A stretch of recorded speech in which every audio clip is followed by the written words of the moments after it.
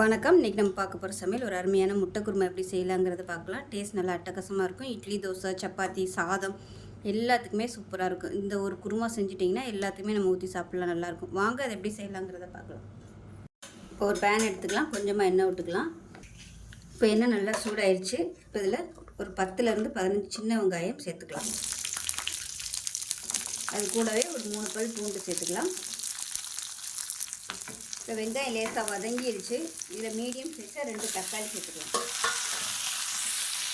இப்போ கொஞ்சமாக உப்பு சேர்த்துக்கலாம். தக்காளி நல்லா மசிய ஆரம்பிச்சிருச்சு. இதில் 1 டேபிள் ஸ்பூன் அளவுக்கு தனியாத்தூள் சேர்த்துக்கலாம். காரத்துக்கு ஏற்ற மாதிரி 1.5 டேபிள் ஸ்பூன் மிளகாத்தூள், 1/4 டேபிள் ஸ்பூன் மஞ்சள்தூள் சேர்த்துக்கலாம்.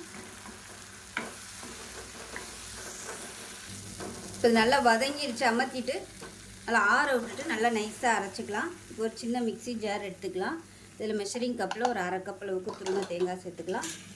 இது கூடவே 1/2 டேபிள் ஸ்பூன் சோம்பு, 1/4 டேபிள் ஸ்பூன் மிளகு, அதே மாதிரி 1/4 டேபிள் ஸ்பூன் கசகசா, ஒரு 2 துண்டு கிராம்பு சேர்த்துக்கலாம்.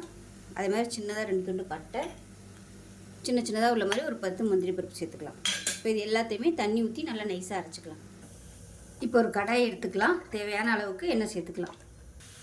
எண்ணெய் நல்லா சூடாயிடுச்சு. சோம்பு சேர்த்துக்கலாம். ஒரு சின்னதாக ஒரு துண்டு பட்டை, ஒரு ஏலக்காய், 2 கிராம்பு சேர்த்துக்கலாம்.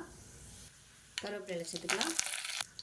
பொடியாக நறுக்குன சின்ன வெங்காயமும் ஒரு 3 பச்சை மிளகாயும் சேர்த்துக்கலாம். இப்போ பாருங்கள், வெங்காயம் நல்லா வதங்கிடுச்சு. இந்த அளவுக்கு வதங்கணும். இப்போ நம்ம அரைச்சி வச்சுருக்க இந்த தக்காளி, சின்ன வெங்காயம், மசாலா பேஸ்ட்டை சேர்த்துக்கலாம்.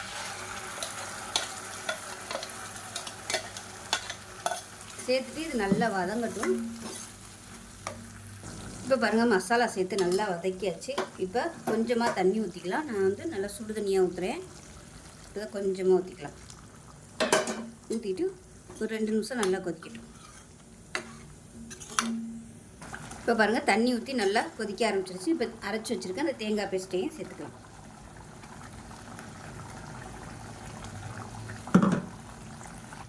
இப்போ மிக்சியை அலசிட்டு தண்ணி சேர்த்துக்கலாம். ஸோ குருமாக்கு தேவையான அளவு தண்ணி சேர்த்துக்கலாம். இது நல்லா கொதிக்கட்டும். மீடியமான ஃப்ளேமில் கொதிக்கட்டும். இப்போ இது லேசாக கொதி வர ஆரம்பிக்கையில் வேக வச்சுருக்க முட்டையை சேர்த்துக்கலாம். நான் ஒரு 5 முட்டை எடுத்திருக்கேன். இப்போ அடுப்பு நல்லா மீடியத்தில் இருக்கட்டும்.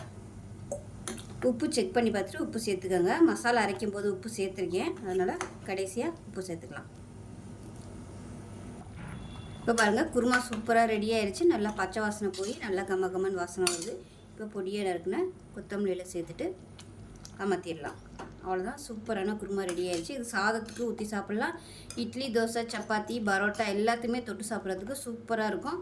ஸோ செஞ்சு பாருங்கள். செஞ்சு பார்த்துட்டு எப்படி இருந்துச்சுங்கிறத சொல்லுங்கள். வீடியோ பிடிச்சிச்சின்னா லைக் பண்ணுங்கள், கமெண்ட் பண்ணுங்கள்.